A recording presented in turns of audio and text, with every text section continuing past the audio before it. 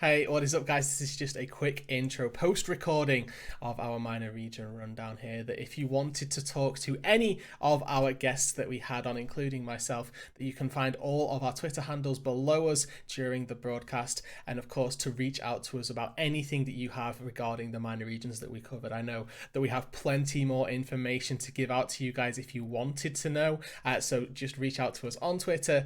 Very easy to do so here. The rundown that we got for you was just a quick little glimpse into what our teams can accomplish, but we have plenty of more information if you so desire it. Of course, shout outs to Alex, Frank and Emma for all being absolutely fabulous guests, and shout out to Spoods as well for all of the wonderful graphics that he was able to put up and make this podcast a bit of a possibility here. So thank you once again for taking a look at this. And without any further ado, let's get into the minor region rundown.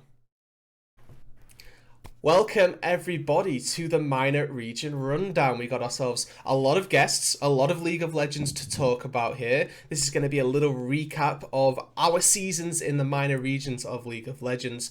We've got 5 teams to be covered between 4 different guests. I am Rudude, going to be representing the CB LOL here. We have Masked Swan or Alex from the unofficial LJL broadcast. We have Nightstar or Frank from the PCS, the official broadcast of the PCS. Big. And then we have Glaywith or Emma here representing the LCL, going to be looking at UOL in their team here. So say hello to everybody, welcome, and go around the board, give yourselves a little introduction. So I'm Alex, otherwise known as Lexi. I go by Mars Swan on the internet, and I've been covering the LJL, officially unofficial broadcast, or just the LJL as it's really called, for 2 years now. I am the main host on the broadcast, founded with Initialize and Nightmare. Shout out to my boys. We are going to be looking at Detonation Focus Me, potentially the greatest team that Japan has ever produced, but I won't go any further in that. Frank, go ahead. Yeah, hey guys. Frank Nightstar. I color cast for the PCS. First split, it was quite a party, to be fair. And, you know, we've got Mega Bank Beyond Gaming, and we also have PSG Talon, both headed to Worlds, and very, very excited about our prospects. And then Emma, if you want to introduce yourself as well. My name is Emma Glaywith online, and I am the person in charge of the Wikipedia coverage of the LCL, and I am here repping Unicorns of Love, which is trying to seek redemption after a disastrous MSI. Yeah. Well, that's fair enough. And yeah, so that is everybody. That is who we are. That is what we're here and how we've been to the table. I'm Rudude, actually. I should do myself as well. I have been casting the CBLOL for a full season now. Myself and founders Dia, Random Minion Caster. We have Axeman. We have 4x4 as well. All sort of founded much similar to the unofficial LGL broadcast and unofficial CBLOL English broadcast to help bring it to a more Western world, or English speaking world, I suppose, more so than anything else. And I've been covering Brazil, as I say, for 2 splits. And now, with all of our introductions, our credentials out of the way, I suppose, here, let's get on into the teams. Now, to run you down the teams that we have got, we've got from CBLOL, we have Red Canids, we've got Detonation Focus Me from the LJL, we've got PSG Talent and Beyond Gaming, as Nightstar said, and then UOL from the LCL as well. So 5 teams here. Frank gets the honour of talking about 2 teams himself. Should be a bundle of joy for him because he's got a sort of wildcard region with 2 slots. Fortunately or unfortunately, we'll have to see how that all plays on out. But I'm going to go once again to you, Alex, and just say, give us the brief rundown, the synopsis, I suppose, of Detonation Focus Me.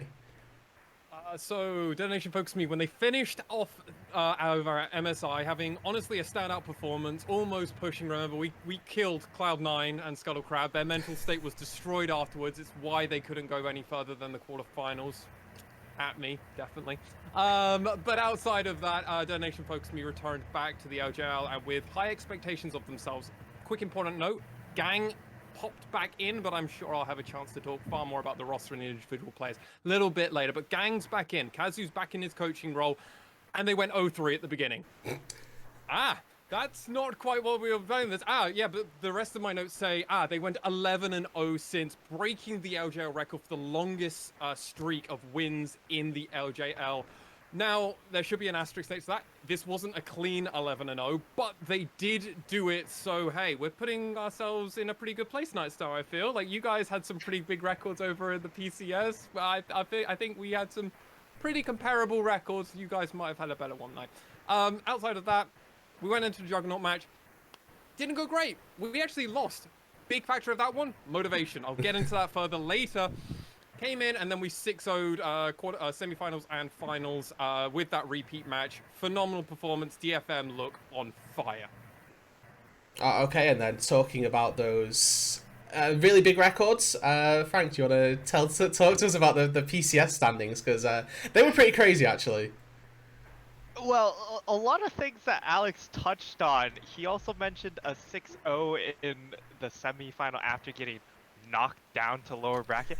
That is a little bit reminiscent of what we had in PCS as well. But yeah, we had PSG and we had Mega Bank Beyond Gaming. PSG had a remarkable performance over at MSI, almost making it all the way into finals, and definitely would have had a chance to take the finals, in my opinion, um, if they were able to find that upset. And then, of course, it was also just the fact that at MSI you had PSG Talon, but it wasn't the full roster. It was, instead of Unified, it was Doggo, as Unified still combating health issues, had to skip out on the event. This time, headed into this year's Worlds, he is healthy. They did make a statement that Unified will be participating Worlds, which is fantastic news for PCS chances. I was actually doing some weird imagination of what the possible replacements could have been, but you know, I don't have to do that now. Mm-hmm. And when it comes to PSG Talon's run in the PCS, they went perfect 18-0 during the regular season. It wasn't without a couple of trials. There was definitely a couple of games where things got very, very dicey. And I think it was, again, hearkening to what Alex said, a lot of motivation, because when you are that good, sometimes you get a little bit careless. But on the flip side, for Mega Bank Beyond Gaming, it was a brand new team this year, and they acquired the spot of, I believe, AHQ. Oh. And a lot of these players, this is also their first big team. There's been a little bit of previous experience in Liang playing in the PCS previously. He is the top laner for Mega Bank Beyond Gaming. And then also Kino, who is the support player. He also had some experience professionally as well, but the other three players, Husha, Mao, and Dago, this is their first big pro team experience at this level. And it's also remarkable the fact that Dago did go to MSI and brought a lot of experience back, which you could kind of see in a lot of their early split play. This split, however, they did face a little bit of regression when it came to going into playoffs. Yeah, okay, that's a nice little a wrap right there. And then, obviously, you're with the Unicorns of Love, a team that have been from, well, region to region, I suppose. So, do you want to give us a bit of a breakdown, a rundown on how their journey went for this split? Well, Unicorns of Love finished first in the regular season with a 12-2 record, and they only dropped games to Cloud, which were the runner-ups, and One Blood Gaming that finished third. Mm-hmm. And even if they finished first, playoffs were a different story because third times is the charm, isn't it? True. Because the DFM and PSG dropped their Juggernaut match, and so did Unicorns of Love. And three. And they had to lovers sweep One Blade Gaming the next day. Like finals, and finals ended up being a 5-game series, very intense, and that's it. Okay, right. Well, you know what? There's nothing better than an intense 5-game series to whet the appetites, I suppose, get you entertained. And I suppose for CBLOL, we have the Red Canids coming as our representatives, and they had a very crazy sort of run to Worlds, to be honest. They had split number one, obviously commonly known as Spring, but in Brazil they do it differently. So split number one for them, where they were top 2 regular season, and then they got knocked out first or second round of playoffs, didn't make it to the finals, and then this time round, split 2, the one that I suppose matters more so, if you want to be going to Worlds, where they were 6th seed coming into playoffs. The final, the bottom of the barrel for the playoffs teams, had been plagued by inconsistency throughout the split, and then all of a sudden they come into playoffs, and this honestly massive roster swap, which I'll get into a little bit more later on, where they swapped mid laners coming into playoffs. This guy had been on their academy roster. They brought in Grethvar over their regular season mid laner, and Red looked transformed. Honestly, they came through. They took down so many people. Alex, I can see you a little bit entertained, or is that just a quick note? I just think there's a very good anecdote that should be put here, because Pain Gaming should have gone to the loser bracket, because you guys should have a loser bracket. Just like DFM needed, just like Unicorns of Love needed, just like PSG Talent needed. If they would have had a loser bracket, I'm pretty sure Pain would have been in the finals and won the whole thing. I feel... hard done by for Pain, that's for sure. Double Elim all the way. That's what we've learned here. Brazil, you're behind the times. Or number 1 seeds all dropped down. That's crazy. That was in one weekend as well. That was actually a pretty big statement for minor regions, where we had all those minor regions just dropping. Or first seeds or MSI reps got down to losers bracket, and as we see, unfortunately, Brazil don't have that. So for Red, they are the beneficiaries of it, and they came into the finals with a good run of form. They dropped 3 games throughout their entire playoff run, and at the back of this new mid laner Grethvar, who I'll get into a little bit later on, they had honestly just a incredible time in the playoffs, and I'm very excited to see what they can provide on the world stage, to see if Brazil can maybe provide some more upsets once again. Now, looking out, now we know who the teams are, what they have sort of done to get here, how they've made it. I've asked each of our guests here today, and myself included, to pick one player from their team, just a single player, and I've allowed maybe 2 if the dynamic is particularly crucial to the team, to give you just a highlight on who to watch, where to be looking at. So once again, we'll start with you, Alex. DFM, who's their key player? It's all about...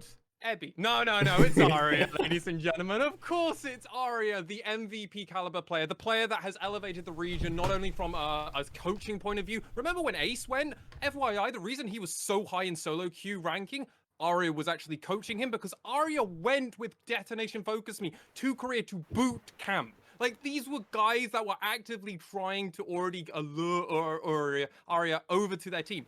Because of how scrimming and everything went, he was a slap bang. Oh yeah, by the way, they went to MSI. You might have forgotten that. Oh yeah, by the way, Aria solo kill perks? Nah, just nothing about that. By the way, Detonation Focus Me are just one of the most phenomenal teams, and Aria is at the helm. Now, a big important difference between MSI and Worlds Aria: he's no longer a rookie. He actually has that experience coming into it. He's got a champion Ocean. His Silas is deadly. His Aurelia was banned 6 times in playoffs. He was allowed it 1 time. Well, it was banned all the times versus the Juggernaut match, all of the times versus V3 Esports. They get back to Rascal Jester. They allow it 1 time. Phenomenal performance. Hard carry. Man can play anything and everything. And honestly, I'd be worried if I was a mid laner. Aria's coming. And that's funny as well, actually, because CBLOL Brazil is plagued for being... it's the new BR Jace, essentially. Jace had an okay win rate in our regular season. Irelia was 0-7 until the final week of regular season. But that's just a little anecdote as well for you. So if Brazil picks Irelia, I guess we go next. Frank, I'm okay with this. Frank, what have you got? Who, if you've got to pick two players from Beyond, or from one from Beyond, one from PSG, who have you got? Yeah, I mean, there's really no doubt in my mind. Both of these teams operate through their 80 carries. Oh, okay. It's Doggo and it's Unified. There can be some arguments when it comes to PSG about some other players on their roster just because of the roles that they can play, like Kai Wing or Maple, very legendary player, of course. Hey, But I know that guy. He was in my region before. And wait a moment. Yeah, but when it comes to hard carrying, do all the heavy lifting, or how these teams play, it's through these bot lanes, whether or not it's through draft and making sure they are very comfortable in carrying mid and late game, or is just funneling traffic through them. It's calling teleports, it's calling jungle attention down there. It's making sure they get their resources to put them in the best position to hit mid late game. And I mean, Unified has paid it off absolutely spectacularly in the fact that you actually see during the regular season they've gone for pretty much no damage compositions all around except for a Unified Ziggs or a Unified Aphelios, and then he has to 1v9 in those situations, and what do you know, he does it. And then for Doggo, it's not quite that same degree, but when you watch this man play lane phase, it's just another beast altogether. He's up front, he's in your face. You could even hearken it to how Ebby plays top lane. He's going to deny you farm. It's not about you getting, it's all about you not getting to play the game. That's how this man plays, and it's really spectacular to watch. And given the fact that Doggo also brought that extra worlds experience from MSI, it really also added another dimension when it came to him. It felt like he did a lot of the shot calling and playmaking in a lot of the games as well. So a lane bully on one side and then a hard 1v9er on another. So certainly, again, good ways to be playing League of Legends. We do love that. And then for the Unicorns of Love, you have one pick. Who's it going to? It's either Ananasic, the jungler, or Nomans, the mid laner. Okay. I looked at statistics this afternoon, and I saw in the regular season, Nomans had more than 49% of his team damage past 15 minutes. That is insane. That's crazy. The next one is an AD carry, and he has only 35%. Sorry, let me crazy. let's just everybody take a moment to recognize what has just been said. A mid laner from Unicorns of Love is dealing 45%, correct, of the team's damage post 15. More than 49%. More than 40. So essentially half of the team's damage post 15 minutes. I mean, I don't think we need to ask you if it's him or an Anasik anymore. That's that is enough. That's the statement. That's as 1v9 as it gets. Yes. PCS eat your heart out, I guess.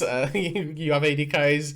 You well have got no mans, and I think that's it. That's the tagline. No mans and 4 wards. We've replaced TSM's memes. Here we go. For CBLOL, I'm gonna. It's a very difficult question, but I do have an answer. I'm not gonna chicken myself out of this, and I'm gonna put all my chips in early doors, and we're gonna go for 3 out of 4, or 3 out of 5, I suppose, mid laners here, and say that Grethfar is going to be this core carry player. He only came in playoffs. It's a very bold assumption to say that this guy is going to be able to carry the team, but since he came in, whether it was through shot calling that we obviously can't see, or some other intangible, he's been able to revolutionize how Red have been playing. They looked like I say, a completely different team. Their inconsistencies throughout regular season have been seemingly removed with the addition of this mid laner. The champion pool as well, which we can get into a little bit later, has been opened up, and I think that if we're not looking at mid lane to be a carry for Red, then we're maybe not in a few troubles because they do have other carry options, and again, we can get into those a little bit later on. But I think that the impact that Grethfar has had in his addition, is going to be very monumental, and I think that that is certainly a place for us to be looking at for the CBLOL and for Red's success at Worlds during the play-in stage. Now we have got our players to watch, our who the teams are, all out of the way, done and dusted. We get into the core nitty-gritty, the meat and bones here of the podcast, the discussion, where we're going to talk to you about the pros and cons, the do's and do nots, the hows and how not to do's for all of our teams. A bit of a rundown more so on how they like to play out their League of Legends games, a more expansive 5v5 oriented discussion more so than anything else, on how all of our teams like to be winning. So without further ado, Alex, take it away for the LJL. Right, so the LJL, I have to start us by explaining our local meta, because we didn't do what the world did for most of this split. DFN did, so that helps a lot, but they did everything. Our local meta in the LJL was giga hyper carries. It's why that when recently the statistic around support's priority with their bot laners, and we were just like way higher than every other region, it's because our supports actually stayed with their AD carries for longer than post 6. They actually stayed in lane to normally like 9, 10. It was not uncommon. Our supports were still roaming, but they were roaming for one thing and then going straight back. They were aggressively about it. We had some of the highest performing AD carries global stats wise. So that's why we had a heavy dependence on Aphelios. Yes, how many years? Too many. Jinx was a high priority. Varus was obviously incredibly priority across every region, and Ezreal and Ziggs. All of the hyper carries were played, including things like Samira were brought out in random forms in play-ins and stuff. So like, very important that I contextualize and say everything I'm about to say, just understand every team, every top team, including Axis, Rascal, Jester, and V3 were playing through their bot laners, using the other lanes as alternatives, depending on how the game states went. So Detonation Focus Me, what did they do? Well, they actually did everything. There isn't a weakness we've seen from Detonation Focus Me outside of their own motivation, which literally cost them the game.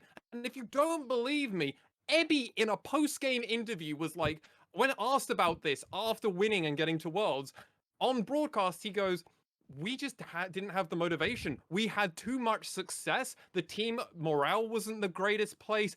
We were winning too much. Like genuine like issues of suffering from success. Ebby just kind of put it out there, and Detonation Focus Me, even though they won 2 of their games in 27-minute stomps versus Rascal Jester, they should have won game number 2 in that 40-minute one.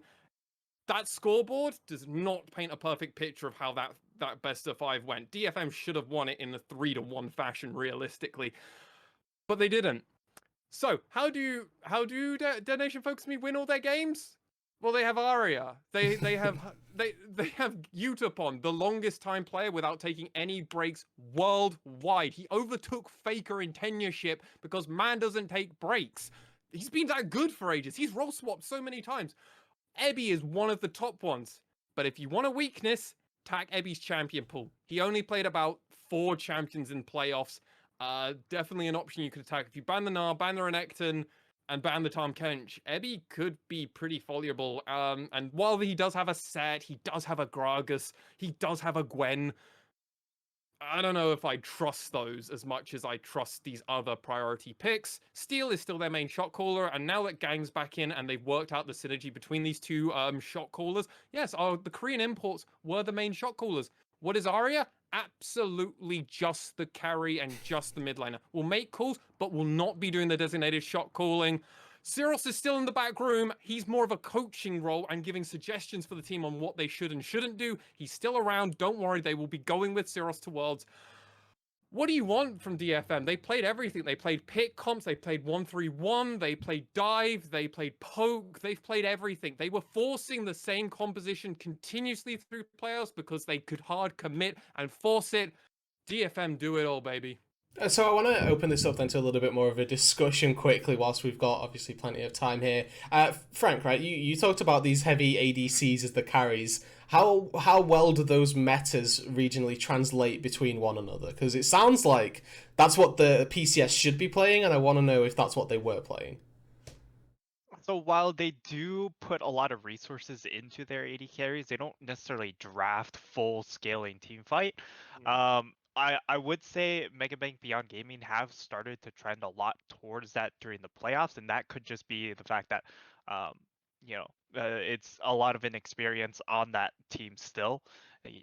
Just because Dago did go to MSI doesn't fix the rest of the team's experiences. So they definitely had a bit of a regression there. But when it comes to PSG, they're all about the tempo compositions. You're not going to see necessarily heavy team fight come out from them. It's a lot about roaming coming in from Maple. He's going to go for these champs that aren't necessarily about winning lane. It's about getting out of the lane and hitting the side lanes, throwing resources into 90% of the time unified in that bot lane. Yes, they sometimes visit Hanabi, occasionally, but he's make no mistake, he's The not a carry on this team. top lane He's island has never been yeah, more abundant, right? exactly. He's very much an, an auxiliary player. He's out there, he's having fun, probably. We don't know. Stuck on There's a bit, duty, playing side lane, weak side. We've all, uh, yeah. I say we've all been there. Certainly an Oh, experience that we'll have all have had as League of Legends mhm. fans, I suppose. If you had to go out and say where either one of these two teams fell short, how do a wildcard region beat Beyond Gaming in play-ins? How do the other teams beat PSG in the main stage? What's the weaknesses? What should we be looking out for? For PSG, it's Maple's champion. Or not Maple's champion. It's He's one Maple's champion. laning phase. We're also going to It's have to be Maple's. lucky to face PSG as a minor region. Like, I'm just going to put it out there. One of the three of us here is very happy if that happens. True. It's Maple's laning phase because he doesn't play for lane. Um, it's just one of those things where if you have an insane mid laner like an Arya, just saying, I've watched that man's games. He is nuts. You can definitely look for opportunities to punish this man. This is why he did not have a lot of success when it came to going over to LPL. That mid lane talent pool is nuts. They will look for 1v1 kills. And while, yes, PCS, one of our strongest roles, I would say, is mid jungle, it's still not the same level as LPL mid laner. So Maple did get out in a lot of these lanes a lot better than what he might get away with at Worlds. Now, when it comes to Mega Bank Beyond Gaming, they're a bit of a slow-paced team. They they try and extend lane phase as long as possible. They have Hujia on a little bit more scaling champions. Yes, the Zin can play early game, but he plays it more of a scaling fashion where it's more about those mid late game team fights, creating space for Doggo later on, and when it comes to playing something like an Ashe for Doggo, that's a real weakness for this squad. They don't aggressively force picks as they should be on a champion like that, or in some of these more oriented compositions that need to hit a lot harder. So a little bit of complacency or maybe just lack of execution, I suppose, right? Like not understanding maybe where to force on something. Yeah, Yeah. it's that inexperience, right? Where you're still trying to learn how to play as a team still.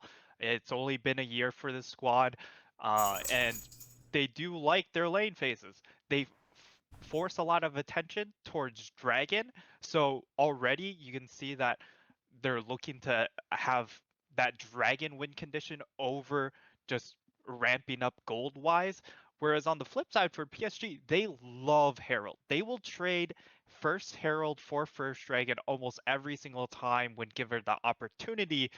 And one of the adjustments that we did actually see in the finals was that they decided to play Mega Bank Beyond Gaming's style and just target those dragons as well. So they ended up adapting a little bit to Mega Bank Beyond Gaming, but I think that's more of a testament to PSG being able to adapt rather than Mega Bank or Beyond Gaming just being that good. Okay. So again, right, pros and cons. This is why we're here. Beautiful stuff to get a little bit of an insight. Emma, if we have UOL, the broadsheet, the book on how to beat them, how they win as well. What's the story? They like to set up their solo lanes. Meanwhile, bot lane is more of an island. Gone out the new AD carry, and Santas play more in retreat. And though Santas roams a lot, Argonaut prefers to play utility ADCs like Ash, Varus, but he can play hyper carries like Tristana, Xayah, or even Samira. And Double Samiras, okay. So yeah, okay. he played it once, but I saw him spam it in solo queue. Mixed results, but trying it. I mean, Samira is one of those champions that you're going to get a few mixed results with. So, if UOL, so UOL went to losers bracket, correct? How was it Crow Crowd that bested them? How did that happen? What were the flaws, I suppose, in the UOL gameplay? They tried different comps like Kennen, Yasuo, Diana, or even Yone. Okay.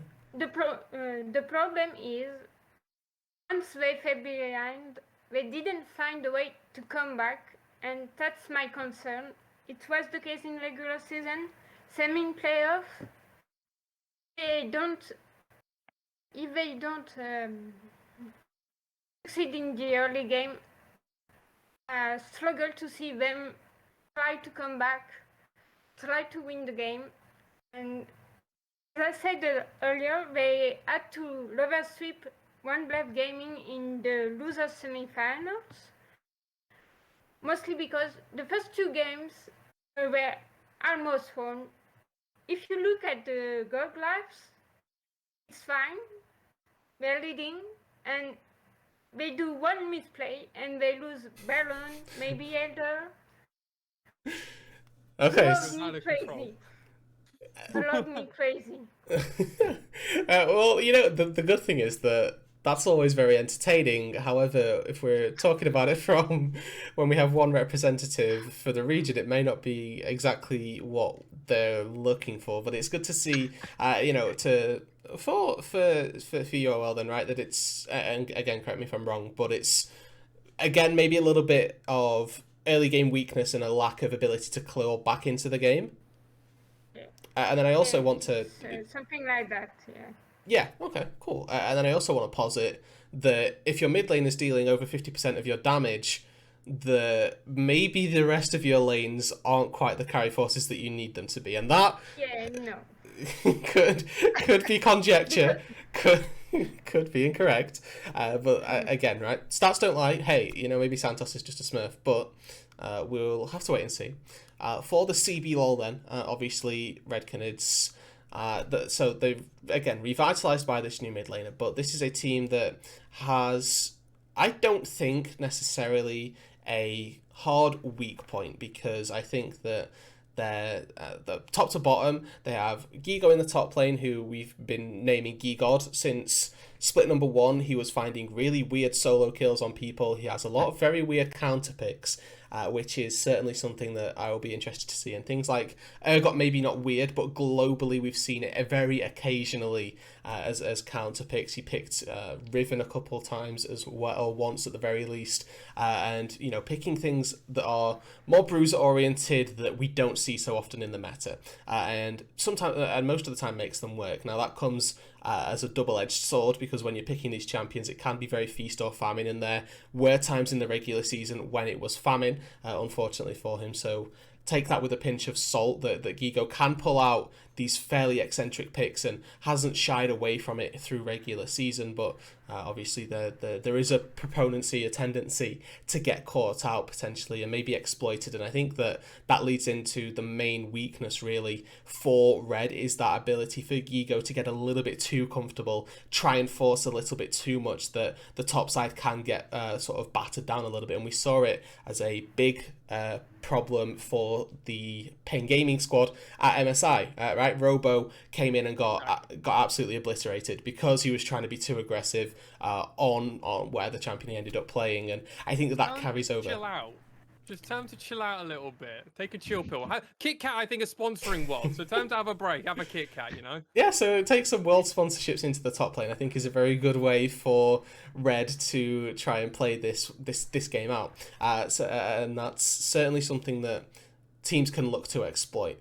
Since Grathfar came in the mid lane, he hasn't particularly, and this is very weird, but he hasn't particularly shown too many weaknesses. He got 2 MVPs in the finals, and he was, he got, I think that the one game that they lost in the finals, they lost 3-1, was where the enemy mid laner, who was also a Korean import, Yuri, for Renska, got a very good matchup in the mid lane. And I think that draft is actually going to be very dependent on keeping a good mid lane matchup, because if that isn't the case, that's where Greathfar falls down. I feel like his ability to mitigate laning advantages wasn't where we needed to see it, be it that there was a really good enemy mid jungle that was able to force him down. I think that if Red don't draft for mid jungle, that could be a very big problem that might end up costing them a little bit. That's again, another bit of a 50-50, I suppose, there. A quick point of order as well, that Rakan and Gwen were 100% presence for Red. Rakan got banned away from them every game, away from Jojo, the support, and then Gwen as well, where I don't know if we're one of the regions that still plays Gwen, but Chiari as well, the Renska top laner from the finals, but also Gigo on the Gwen, absolute monster, played it game 1 and game 2 in their finals, and got it banned away from him from the rest of the series. So goes to show that whilst Gwen is nerfed, not necessarily to the point of Gigo not wanting to play it, and I think that that's something that if Gwen, obviously we're going to be on a new patch and we'll have to wait and see what the top lane meta evolves to be like, but that Gwen could very easily become a priority pick for Red, and that could be a point of power for them. And to round out, I suppose, we've got the bot laner, Teuton Titan, for English pronunciation. He has been to a international tournament previously, of course, actually been to an MSI prior, so a little bit of international experience there, but has been a stable bot laner. I won't say that he's been abusing lanes particularly, but he has been very good in terms of pumping out DPS in the late game, and that's what they're sort of expecting from him, the veteran presence down in the bot lane, because this is also very important. Red are actually triple top side of 3 rookies. All 3 of their top side, so Gigo, Aegis in the jungle, and then Greathfar in the mid lane, obviously Greathfar more so than the others, but they're all rookies this season coming in. They joined Red in split number 1, spring split, and they've been growing ever since. But that international experience for those 3 is not there. Their stage game's just starting to build up.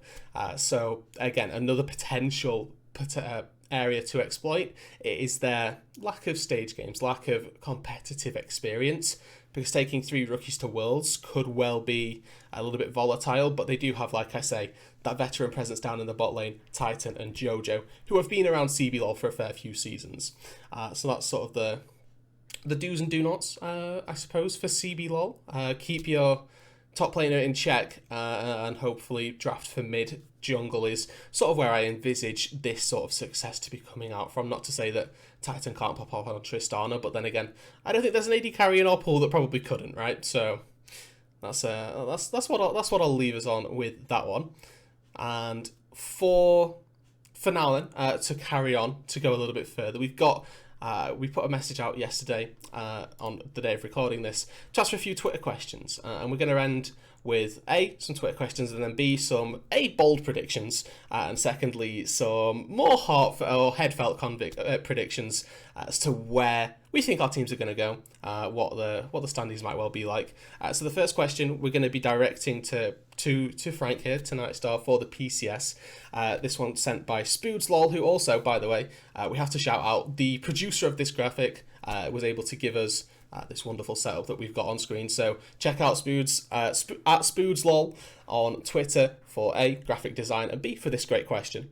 So based on player performances, Beyond Gaming and PSG are the same level now? Question mark. If yes, is that a really good thing for PCS Worlds or PCS's Worlds chances? And this was also echoed again by Instinct FPS to sort of say, what's the relative power between these two teams? Are they coming in at the same pace, or have we got PSG a little bit above or below?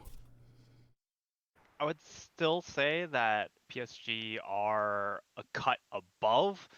However, it again shows flaws in their team when they did take the loss against Beyond Gaming in the Juggernaut match. That hey, and when it comes to team fighting, there is an opportunity to take advantage of this squad when it comes to late game scaling because they are overly reliant on Unified. However, that's not to say that Beyond Gaming are at that elite level. I think they're very good. I think they're going to get out of play-ins no problem. But when it comes to matching up lane for lane in the group stage, that's where things can become a little bit more problematic because they do like to move slower, right? They like to go for dragons. They like to extend the laning phase. And if teams do pick up lane advantages against them, then all of a sudden you're stuck trying to figure out, well, how do we bail ourselves out? How do we make these faster rotations to get ahead of the curve to cheat priority and make these macro plays to get ourselves back into the game? That's where you're going to run into issues when you do watch Beyond Gaming. So I think they'll be fine in play-ins. It's just once you hit group stage and maybe against some of these more aggressive play-in teams, they could find some problems. Okay, so PSG still a cut above. How big that cut is maybe remains to be seen as we get expectedly into the group stage for both of them. Nice thought. Is it a tier? As that's the meta thing at the moment. Is it a tier above, or is it just a few places above? Oh, it's definitely a tier above. It's definitely a At tier. least. Okay. Oh, Yeah. oh, at least. Okay, At least.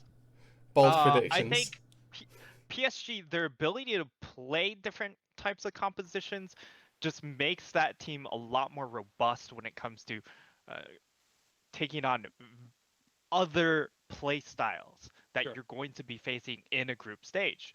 Whereas on the flip side, like you need to be able to show a couple more iterations of compositions and drafts to be able to compete on the world stage. And I don't necessarily think Beyond have that quite yet.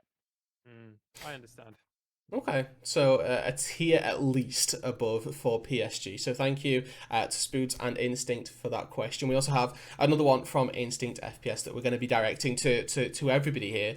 And it's a question, once again, sort of asking, this time for international experience, a direct question here. So between all of the teams of the minor regions, what is the international experience between individual players, teams, and, you know, years in pro play, which is, I guess, a little bit of a subtopic or a secondary question right there. I've already touched on it for CBLOL, and I'll get this one out of the way quick because it's a fairly easy one. That we have 3 rookies on the top side, so they've never been to an international tournament. Teuton Titan has been to MSI once, and then for Jojo, he's been around the scene for a couple years, never made it to an international event, but has still been in CBLOL. So that's the CBLOL rundown. That's the red rundown. Alex, take it away for. I mean, Detonation Focus Me at this point. I feel like I need no introduction to the international stage.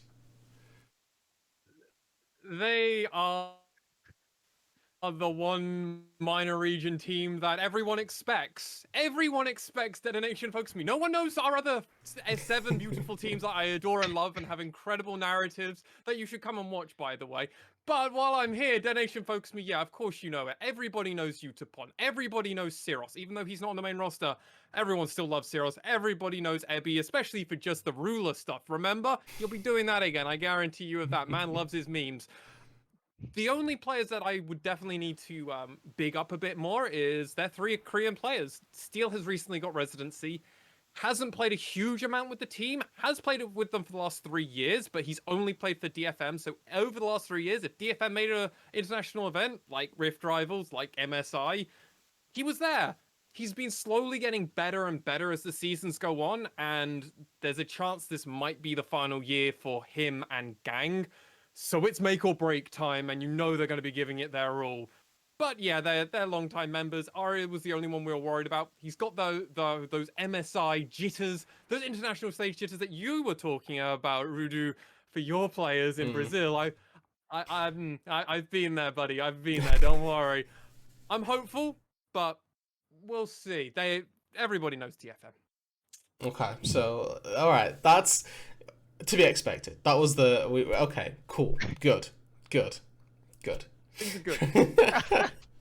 Frank, talk to me. How? So I know obviously PSG from MSI, and how about Beyond Gaming as well as the PSG squad? Give me a little bit of history. I mean, PSG, all of these players are so well tenured, and have so much history when it comes to not just winning LMS PCS, but also just on the international stage. You have Maple. The only like unified, he's made it to Worlds, but hasn't actually made it to Worlds. So that could be a question. I don't think that's going to be an issue. He's just way too good. And then Hanabi, I feel like his current form is because of how much he has been battered at Worlds in the past, that now he's just like an isolation top laner. Uh, this is why this man doesn't get to shine anymore. He's just like, I'm done. Uh, Leave me on the island. I'll play whatever you need me to play, and just we'll have a good time. I'll just sit back, drink a whiskey on the rocks or something like Eat my that. Kit Kat and He's just such a lonely man, but he has experience doing that. And then on the flip side for Beyond Gaming, like you've got some Worlds experience in Liang. He went to Worlds 2018 with Mad Team. They went 0-6. Experience? We take those. Um, and then Kino, he had some professional experience. He was on Alpha last year, uh, which they were a middle of the pack team, so it's not like they were too bad. And then they also have a little bit more experience behind Liang as well. I expect them to be bringing PK, which was their sub top laner. They used him a lot more, I believe, in last split, but he's more of the tank player. So if meta shifts and they need to play more weak side, that's going to be the player that they will be bringing in. And he did play last year for Machi at Worlds, and then he also played 2018 for G-Rex, who oh, also went 0-6. I remember the Oh, G-Rex roster. 0-6. So yeah, top lane. That's something. It's, they've been, and that's what's important, right? If we memed on our regions every time they went 0-6, then The BTSM. we Oh, that hurts. That's major region punch. Get them in. Let's go. That's what we love to see. Okay, Emma, I know we're experiencing a couple cam difficulties. It's fine. Don't worry about it. Can you talk to us about the UOL experience? Obviously, the brand itself very infamous, but how about the players? What are they? What's their backgrounds in terms of internationals? If you have been watching international events since 2019, you know most of them, because the top side has been attending MSI Worlds Vegas Squadron in spring 2019, then Unicorns of Love every other year, and they made top 16 last year at Worlds. We finished 06.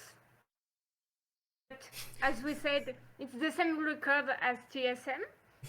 So Something. UOL greater than TSM? Question mark.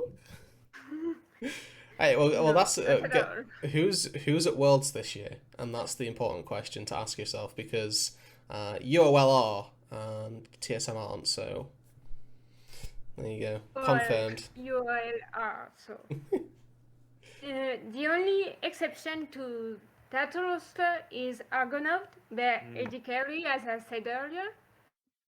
He first started in LCL in 2020 summer, so he's very inexperienced when it comes to international events and has never played on stage because we have been online since last year. So is a bit my question mark regarding his future performance. Okay. So plenty of experience. Go on, Alex. Go ahead. What kind of playstyle does this rookie bot laner have? Is he kind of more just a fill player, like he just plays what the meta expects, like Varus and Ziggs at the moment, or is he like doing some crazy hyper carry stuff and he's actually just like the aggressive rookie that wants to fight everybody? No, no. He's no gadget. He's no gadget. Okay, well, there's only one gadget. Exactly. And he's out of EU Masters, so quite a bit. We've stolen him back in Europe to see if he can pursue that line of work, I suppose. Then, so there we go. The UOL bot lane potentially going to be the lack of experience, but obviously the rest of UOL are well There known. to compensate. Yeah, that's lovely. Quotation marks. Hopefully they'll be able to pick up the slack then of this slightly inexperienced bot lane. And now, as we move toward a close here, I'm going to ask each and every one of you for your A, bold predictions, and then B, slightly more humble, let's say reasoned, thought through predictions. We'll start with you once again, Alex. What is the peak for DFM? Right. This roster. Now everyone's going to give me flack for this, and I know it, but the heart wants what the heart wants. DFM, if they have a convincing playing stage and break the curse of the LJL never making it into groups, if they make it to groups, I well and truly believe in my heart of hearts that they could make it to playoffs, because truly the sky's the limit, and if they look good in play-ins, they're already going. They've already got their engines flowing. They know where they're going, and it's all the way to play-ins. And after that, who knows? Maybe they'll win it all. But realistically, I'll give the realistic one now. It's probably going to be a struggle. DFM might come in very hot or very cold. It really depends on how EU solo queue treats them. Historically, really well, so let's keep going, keep trolling Showmaker, guys, because Arya apparently thrives in this environment, so I don't know. I believe it's going to be a fair fight, but DFM should make it out into groups and be the best thing. Now I have to put a small thing here, ladies and gentlemen. If they don't do this, LJL is going to take another 3 years. Like, I'm not even joking. It's going to be a while. We're not going to see a roster like this unless DFM have the success that we're expecting. If they don't, we might have to wait a few years for players like Megumin and Kinatsu. But that's just a few names I'll put out there for now. There we go. So this is do or die for LJL for a few years. Really do or die for the LJL, yeah. Okay. So well, there you go. If there was a time to peak, it's this year for the LJL. So expectations to make groups are there or thereabouts. There's a chance, but it's tenuous. It's the best chance we've had. Okay. Yeah, it's okay. That's a good way of putting it. The best. This is, and I think that you guys have been pushing this as well. The best that you've had, the best LJL squad to go to Worlds for a long time ever. And honestly, this might be one of the best minor region squads going. So like we've got to just hope and pray and that we're not wrong and that we're not a really big fish in a very small pond, because that could be the illusion we're all under again. And I'm gonna be so depressed if it's that case. But at least we Scuttle Crab C9, so we still get that one. That's it. Chance at the do-over as well. Okay, Frank, so you've obviously got a team already in the main stage that go into groups, and then you've Lucky. obviously got Beyond as well. That lucky. And then you've also got Beyond that are in play-ins. You touched on that you expect them to make it out of groups. Or make it out of play-ins, excuse me. What's the limit? What's the rest? What's the limit for Beyond? You can I do think PSG as well, yeah.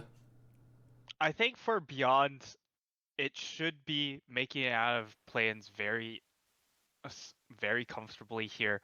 If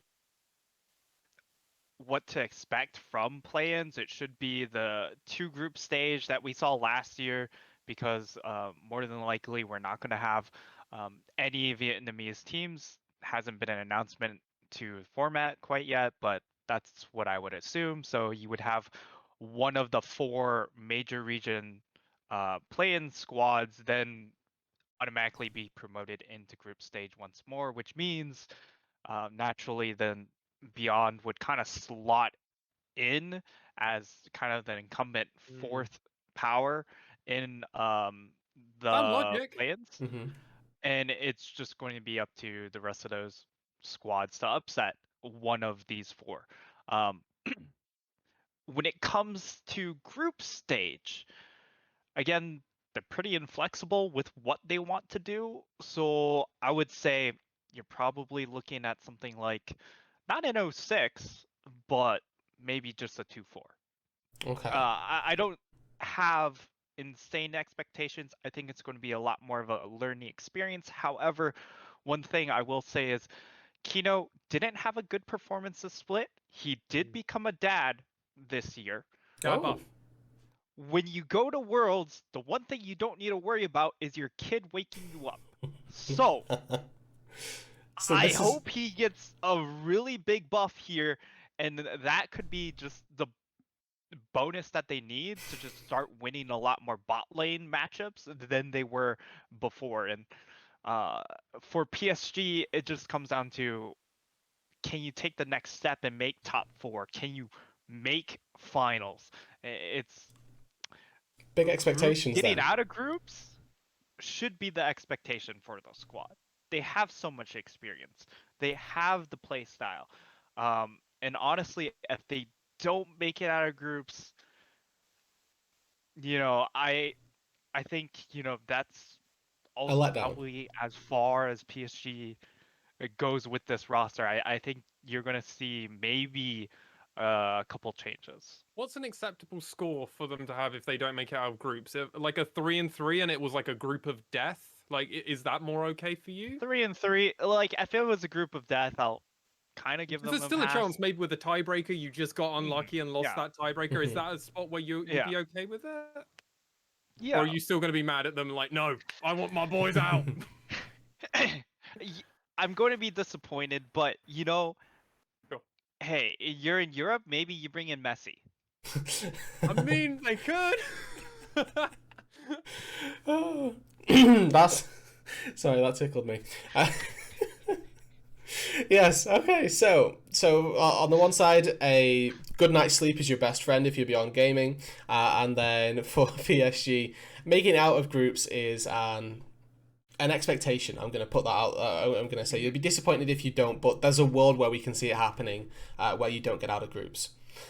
So for EOL then, Emma, talk to us. What's the do we think? Because I think that we're in sort of a similar boat right here. I feel like we're the ones that are maybe a little bit harbored by issues. But mate, her team's already done what both of our teams want to do. Oh, okay. Well, you know what? That's also true. I do actually favour a lot of the Russian teams. So go on, Emma. You know what? I'm stamping over your shoes. Go ahead. I was thinking maybe we fail at the best of 5 before making it out. Maybe. Oh, okay. Maybe I'm being pessimistic, but Rep your there region. were a lot of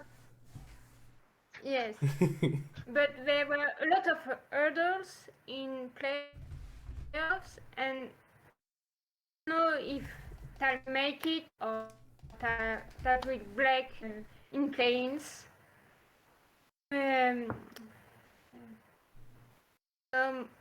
Maybe we lose right before making out of the playing stage, but I don't see us making it to groups. Maybe even if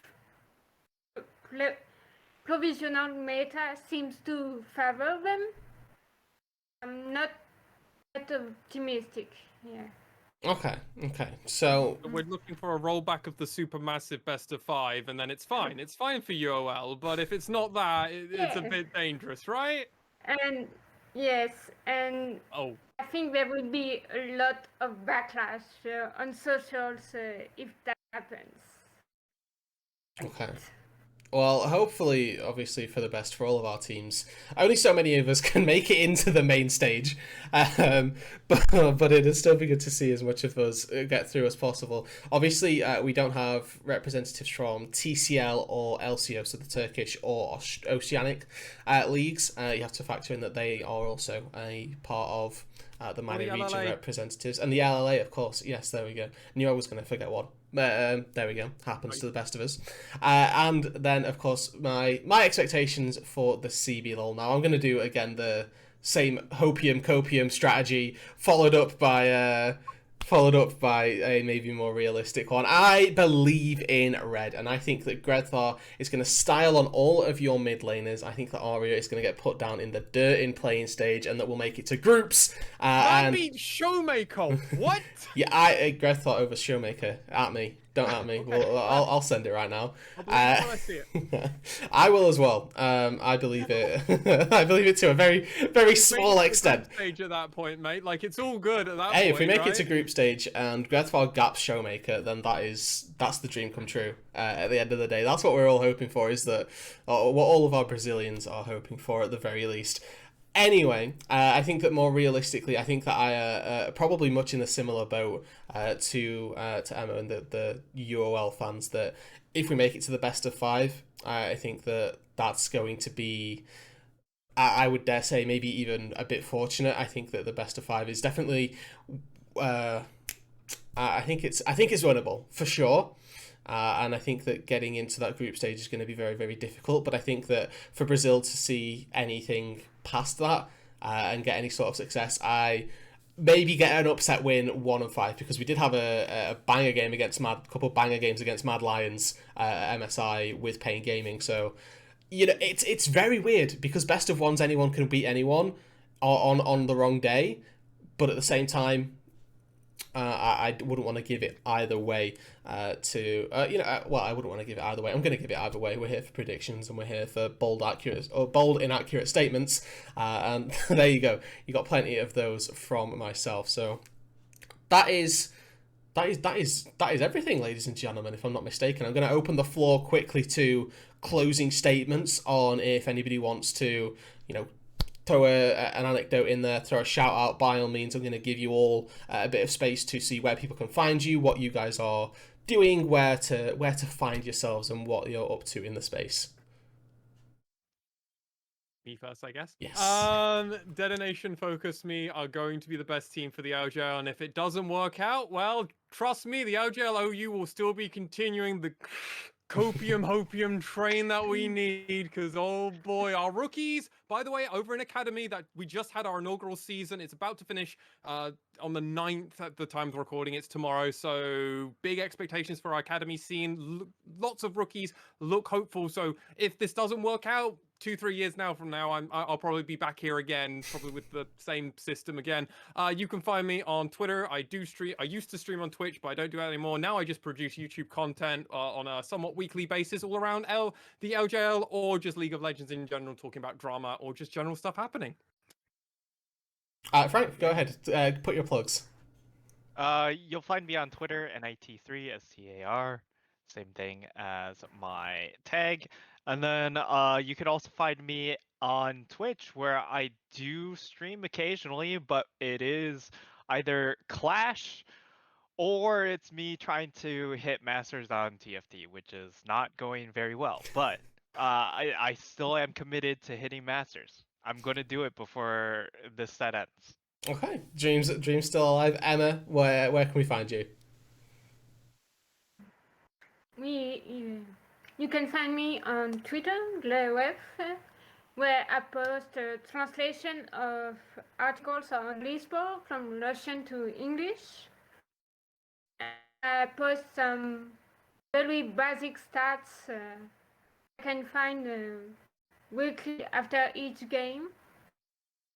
I'm not as into content creator as you all, but it's enough.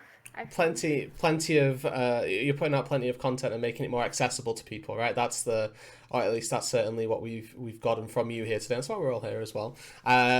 To get more information out about the minor regions of League of Legends. I am Rudude. You've got my Twitter handle on screen, and for everybody's Twitter handle as well, you can see them just below us, so you'll be able to find them as and where appropriate. And you can find me as well on Twitch occasionally.